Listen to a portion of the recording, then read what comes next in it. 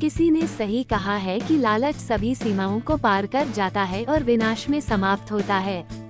ये कहानी ब्राह्मण और नाग उसी के बारे में है। किसी नगर में हरिदत्त नामक एक ब्राह्मण रहता था और वो अपने खेत में काम करता था। वो मेहनती था, लेकिन अपने खेत में कड़ी मेहनत के बावजूद उनके खेत में इतनी उपज नहीं हुई कि वे समृद्ध हो सकें। एक दिन खेत में काम करते समय वह अब गर्मी सहन नहीं कर सका और उसने अपने खेत में एक पेड़ की छाया के नीचे आराम करने का फैसला किया। पेड़ के पास एक एंथिल था। जब वो वहां आराम कर रहा था, एक कोबरा अपना फन उठाए हुए एंथिल से निकला। ये देखकर उसने सोचा, यह कोबरा खेत का देवता होना चाहिए। आज से मैं कोबरा की पूजा करूंगा और उसे प्रसाद चढ़ाऊंगा। शायद कोबरा खेत को भरपूर उपज का आशीर्वाद देगा। ब्राह्मण एक थाली में दूध लेकर आया और चींटी के सामने रखकर बोला, मुझे आपकी उपस्थिति के बारे में पता नहीं था। हे मेरे खेत के रक्षक, कृपया मुझे क्षमा करें और मेरी भेंट स्वीकार करें। परंपरा के अनुसार प्रसाद चढ़ाने के बाद वह घर चला गया। अगले दिन जब वह एंथिल के पास आया तो उसने जिस थाली में दूध चढ़ाया था उसमें एक सोने का सिक्का देखा। उसने सोने के सिक्के को कोबरा से आशीर्वाद के रूप में स्वीकार कर लिया। ये काफी समय तक चलता रहा। हर दिन ब्राह्मण नाग को दूध चढ़ाता था और जिस थाली में दूध चढ़ाता था उसमें उसे एक सोने का सिक्का मिलता था।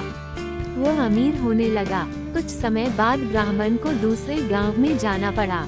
नाग की पूजा में बाधा न आए, इसके लिए उन्होंने अपने बेटे को निर्देश दिया कि वो प्रतिदिन नाग को दूध चढ़ाए और बदले में नाग द्वारा दिया गया आशीर्वाद अपने पास रखे।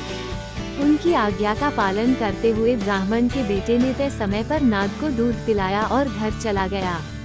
अगले दिन जब वह लौटा तो थाली में सोने का सिक्का पड़ा देखकर आश्चर्यचकित रह गया। उसने सोचा, अगर कोबरा हर दिन एक सोने का सिक्का देता है तो एंथिल के अंदर बहुत सारे सोने के सिक्के होंगे।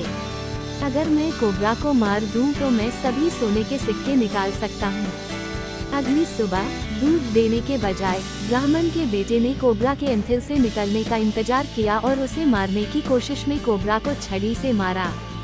चूंकि यह कोई घातक प्रहार नहीं था, इसलिए कोबरा ने गुस्से से इसका प्रतिकार किया और ब्राह्मण के पुत्र को डस लिया। जहर से उनकी मृत्यु हो गई और उनके रिश्तेदारों ने खेत में ही उनके शव का अंतिम संस्कार कर दिया। जब ब्राह्मण लौटा तो उसने सुना कि क्या हुआ था और उसका बेटा मर गया है। उसके रिश्तेदार बदला लेने के लिए कोबरा को मारना चाहते थे। ब्राह्मण वास्तव में अपने बेटे की मृत्यु से दुखी था, लेकिन उसने उसके व्यवहार का समर्थन नहीं किया जिसके कारण उसकी मृत्यु हो गई। उन्होंने कोबरा को दोष नहीं दिया और कोबरा की हरकत का बचाव किया। अगली सुबह ब्राह्मण हमेशा की तरह नाग को दूध पिलाने गया। वो एंथिल के पास खड़ा हो गया और प्रार्थना करने लगा। ये सुनते ही कोबरा एंथिल से बाहर आया और उससे भिड़ गया। नाग ने कहा, अपने आप को देखो, तुम अपने बेटे की मृत्यु को भी भूल गए हो और एक सोने के सिक्के के लालच में यहाँ आए हो। तुम यहाँ सम्मान के लिए नहीं बल्कि लालच के लिए आए हो। हमारी दोस्ती अब और नहीं टिक सकती। कोबरा ने आगे कहा, मैंने तुम्हारे बेटे को उसके हमले का बदला लेने के लिए डस लिया। वह सोने का लालची हो गया और मर गया। उसने जो किया वह अपनी युवावस्था के उतावलेपन के कारण किया था, लेकिन तुम उसकी मौत को कैसे भूल सकते हो। चिता पर एक नज़र डालो और मेरे घायल हुड पर एक नज़र डालें। इस बार कोबरा ने ब्राह्मण को एक हीरा उपहार में दिया और कहा, बिखरा हुआ प्यार स्नेह के प्रदर्शन से वापस नहीं मिल सकता। फिर कभी यहाँ मत आना। ब्राह्मण हीरा लेकर घर चला गया और अपने बेटे की मूर्खता और उसकी मृत्यु पर शोक मनाता रहा और फिर नाग के पास नहीं लौटा। बुद्धिमान लोग तो सच ही कहते हैं कि लालच सभी सीमाओं को पार कर जाता है और विनाश में समाप्त होता है। अगर आपको हमारी स्टोरी ब्राह्मण और नाग अच्छी लगी हो तो अपने दोस्तों के साथ भी शेयर कीजिए और कमेंट में जरूर बताइए कि कैसी लगी हमारी ये कहानी।